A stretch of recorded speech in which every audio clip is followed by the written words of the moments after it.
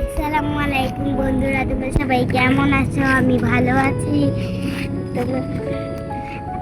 আজকে তোমাদেরকে শেখাবো বাবা মার সাথে কি কি ব্যবহার করতে হয়। বাবা মার সাথে ভালো ভালো হেল্প করতে হয়, বাবা মাকে ভালোবাসতে হয়। তুমি আমার কি কি কাজ করে দাও? বিছানা গুছিয়ে দিতে বলো, আবার ঘর ঝাড়ু দিতে বলো, মুন্তাহাকে রাখতে বলো।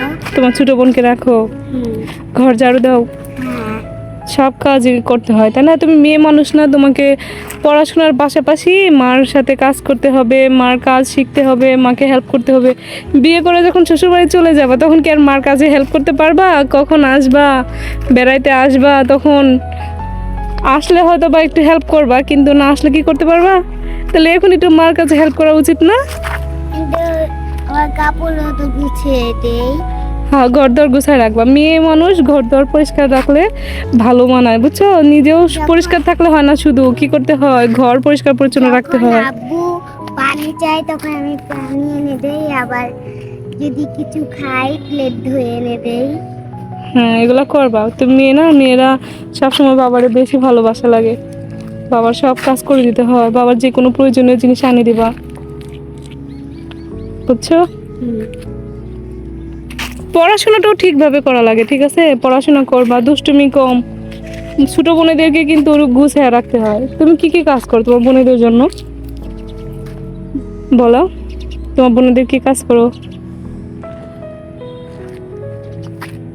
ওদের জন্য আমার কি কাজ আছে?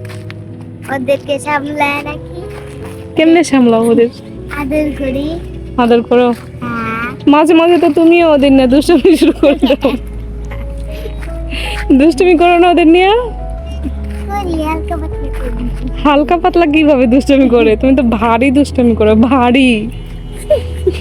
আমি তো এতটাও ভারী হই নাই। তুমি তো এতটা ভারী হও নাই, কিন্তু ভারী দুষ্টুমি করো, বুঝছো? কিন্তু তুমি ভালো লক্ষ্মী একটা মেয়ে, কেন জানো? তুমি তো আম্মুর কাজে হেল্প করো, তারপরে কথা শুনো, সেজন্য আম্মু অনেক খুশি। তুমি অনেক বড় হও নাই, কিন্তু যতটুকু বড় হয়েছে মাশাআল্লাহ, আম্মুরে হেল্প করো, আম্মু তাতেই অনেক খুশি, বুঝছো? তুমি বলো তো, তোমার সবচেয়ে ভালো বন্ধুকে? মা, মা? হ্যাঁ, মার বোন আর বাবা।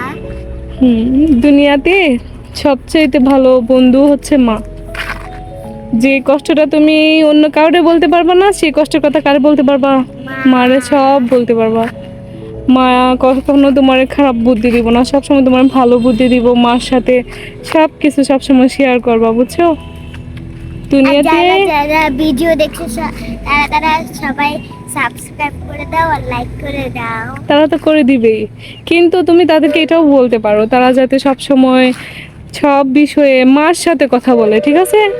তোমার যে কোনো ভালো লাগা খারাপ লাগা কার কাছে যা বলবা? মায়ের কাছে। তোমার বন্ধু বান্ধবীরা সব সময় ভালো নাও হইতে পারে, এমনও বন্ধু আসতে পারে যারা তোমার অনেক বড় ক্ষতি করে চলে যাবে, কিন্তু বাবা মা কখনোই কি সন্তানের ক্ষতি করে? কখনোই করে না।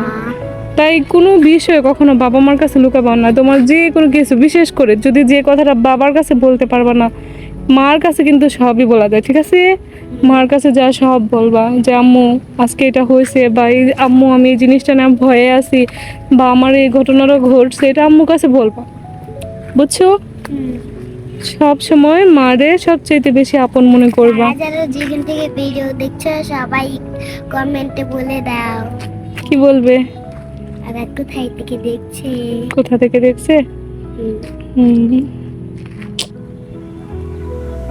যাই হোক, সবাই যাতে ভালো থাকে, প্রত্যেকটা সন্তানই যেন ভালো থাকে, তাই না? তুমি আম্মুরে ভালোবাসো। আল্লাহর দুনিয়াতে আমার সবচাইতে বড় পাওয়া কি জানো? আল্লাহ তোমার মতো একটা ভালো মেয়ে আমারে দিয়েছে, বুঝছো?